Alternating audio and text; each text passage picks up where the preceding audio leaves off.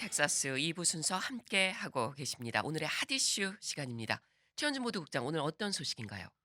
법무장관에 취임하면 의사당 습격 사건 조사를 최우선 업무로 진행하겠다. 메리 갈랜드 법무장관 지명자가 인준청문회에서 밝혔습니다. 이 밖에 인준청문회에서 나온 이야기들 함께 전하겠습니다. 예. 이어서 코로나 사태로 인한 학생들의 학력 저하가 미국 경제에 장기적 손실을 줄 것이라는 보고서가 나왔는데 이 내용도 함께 살펴보겠습니다. 네, 첫 소식 보겠습니다. 법무장관 인준 청문회가 열렸네요. 네, 메릭 갈랜드 법무장관 지명자가 자신이 법무장관으로 인준을 받아 취임하게 되면 1호 업무 지시로 연방의사당 습격 사건에 대한 수사가 확대되게 할 것이다라고 밝혔습니다. 예. 바로 이번 주 월요일 상원 법사위 인준청문회에서 언급한 내용인데요.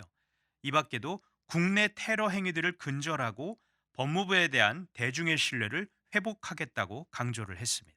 그러니까 이 갈랜드 지명자는 연방 의사당 습격 사건을 국내 테러로 규정한 거네요. 그렇습니다. 의사당 습격 사건 지난 1월 6일 도널드 트럼프 당시 대통령 지지자들이 의회에 난입을 해서 대선 결과 인증을 방해한 사건을 가리키는데 미국 역사에 기록된 대표적 국내 테러 사건과 견줄만 하다라고 이 갈랜드 지명자가 자신의 소신을 밝혔습니다. 예. 그러면서 160여 명이 숨졌던 지난 1995년 오클라호마시리 연방정부 청사 폭파 사건을 언급했는데 갈랜드 지명자가 당시 법무부에 근무하면서 그 해당 사건을 지휘를 했던 경험이 있습니다. 그렇군요. 이 갈랜드 지명자의 발언을 좀 더 구체적으로 살펴보죠.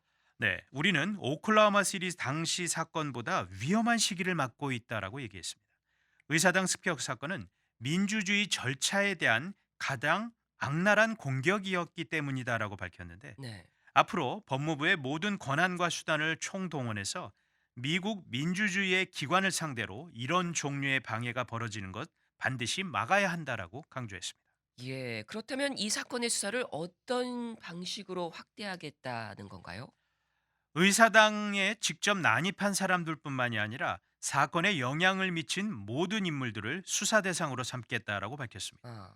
그러니까 현장에 있던 사람부터 시작을 해서 위로 올라가면서 누구든 연루된 사람을 다룰 것이다라고 이 갈랜드 지명자가 얘기를 한 건데 관련 인물의 범위가 어디까지 가든 형사적인 책임 반드시 추궁하겠다라고 밝혔습니다. 예.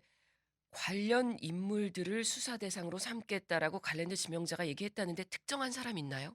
특정 인물을 거론하진 않았습니다. 그렇지만 사건 직전 시위대를 독려했던 트럼프 당시 대통령도 수사 대상에서 배제하지 않겠다는 뜻으로 해석이 됩니다. 예. 트럼프 전 대통령은 이 사건 책임에 관해서 내란 선동 혐의로 상원에서 탄핵 심판을 받아서 기각이 된 바가 있습니다. 그렇죠. 자, 갈랜드 지명자 청문회에서 그 밖에 어떤 이야기를 했나요?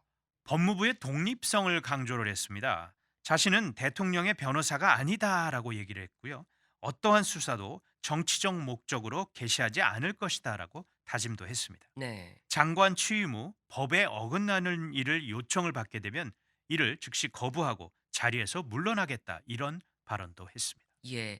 이 법무장관 인준 청문회 일정이 앞으로 어떻게 되나요? 네, 23일 어제 이틀째 일정이 진행이 됐고 외부 증인들을 불러서 진술을 청취를 했습니다. 최종 표결은 다음 달 초에 3월 초에 실시가 될 것으로 예상됩니다. 예. 뭐 어떻게 예상하세요? 이 최종 표결 무난히 인준될까요? 네, 무리 없이 인준받을 것으로 정치권에서 다들 전망을 합니다. 갈랜드 지명자가 이 중도 성향인데다가 공화당에서도 이 갈랜드 지명자에 대한 지지 여론이 꽤 폭넓게 이루어졌기 때문입니다. 네. 갈랜드 지명자는 트럼프 행정부 시절에 시작한 주요 사건 수사도 제한할 의사가 없다고 분명히 밝혔습니다. 예. 잘 들었습니다. 다음 소식 보겠습니다. 이 미국에서 현재 대면 수업 체계를 두고 논쟁이 뜨겁잖아요. 네. 코로나 바이러스 대유행으로 현장 교육이 차질을 빚으면서 이 경제에도 영향을 미치게 된다. 이런 보고서가 나왔네요. 그렇습니다. 코로나 사태로 각급 학교들이 문을 닫고 현장 수업이 온라인 원격 수업으로 전환된 지도 이제 1년이 가까이 돼 가는데 이런 교육 시스템의 변화가 향후 70년간 미국 경제에 좋지 않은 영향을 끼치게 될 것이라는 전망이 나왔습니다. 아. 바로 샌프란시스코 연방준비은행 샌프란시스코 연준이 최근 발표한 연구 보고서를 보면 대면 교육의 중단으로 학생들의 학력 저하가 예상된다면서 이 학생들이 주요 노동 계층이 됐을 때 경제적 손실을 피하기 힘들 것이다라는 전망을 한 것입니다. 예. 자, 이 온라인 원격 수업으로 인한 영향은 이미 사회 곳곳에서 발견되고 있잖아요. 그렇죠. 우선 노동계가 입은 타격 빼놓을 수가 없을 것 같습니다. 예. 코로나 팬데믹 이전 교육계에 종사하는 미국인의 인구가 약 800만 명으로 추산이 됐습니다.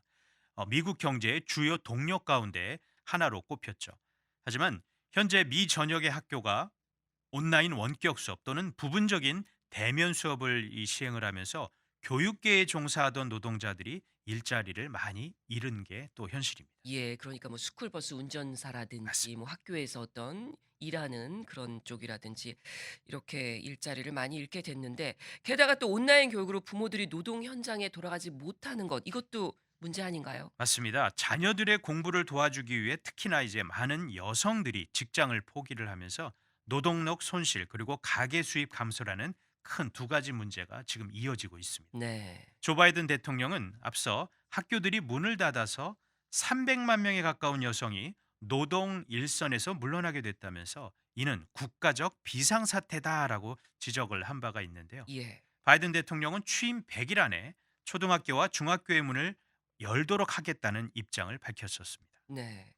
자, 이 샌프란시스코 연방은행 보고서에서 지금 보고가 된 건데, 지금 이런 상황이 앞으로 수십 년간 70 년이라고 그랬나요? 네. 영향을 주게 될 거다, 이런 얘기를 한 거잖아요. 네, 여러 학교들이 문을 닫으면서 학생들 간의 학력 저하가 있을 것이라고 예상을 한 건데요. 인구조사국 설문조사 결과 팬데믹 이전보다 학교 공부에 시간을 덜 할애하는 학생이 무려 45%에 달하는 점을 지적을 했습니다. 예. 학력 저하로 인해 결국 대학을 졸업하는 학생이 줄어들 것이고 고등학교를 졸업하지 않는 학생 비율도 1%포인트까지 증가할 수 있다는 전망을 냈습니다. 네. 그러니까 이렇게 고등학력이 떨어진다라는 얘기인데, 이것이 경제에 어떠한 영향을 준다는 건가요?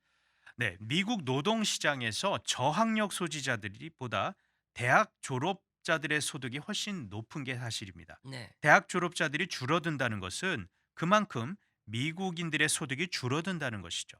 따라서 앞으로 70년 동안 미국 경제가 매년 평균 0.25%포인트가 깎이는 결과를 가져오게 될 것이다라는 지적을 한 건데 예. 처음 5년에서 10년간은 그 영향이 미비하겠지만 이 학생들이 지금의 학생들이 미국 경제의 이 주요 노동 계층이 되는 25년 정도 후에는 영향력이 정점을 찍으면서 0.5% 포인트의 경제 손실을 보게 될 것이라고 전망했어요. 그렇군요. 경제에서 0.5%는 사실 이게 무시하지 못할 꽤 의미가 있는 수치입니다. 예.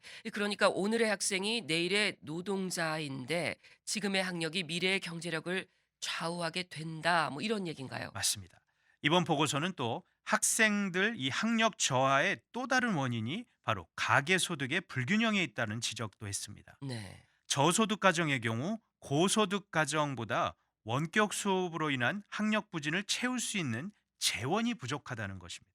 따라서 저소득 가정 학생들의 학력 저하가 점점 더 심화될 수가 있고 이는 결국 소득의 불평등을 더 가중시킬 수 있다는 설명을 한 것입니다. 예. 자, 이번 보고서에서 이렇게 문제점이 지적이 됐잖아요. 해결책도 좀 나와 있나요?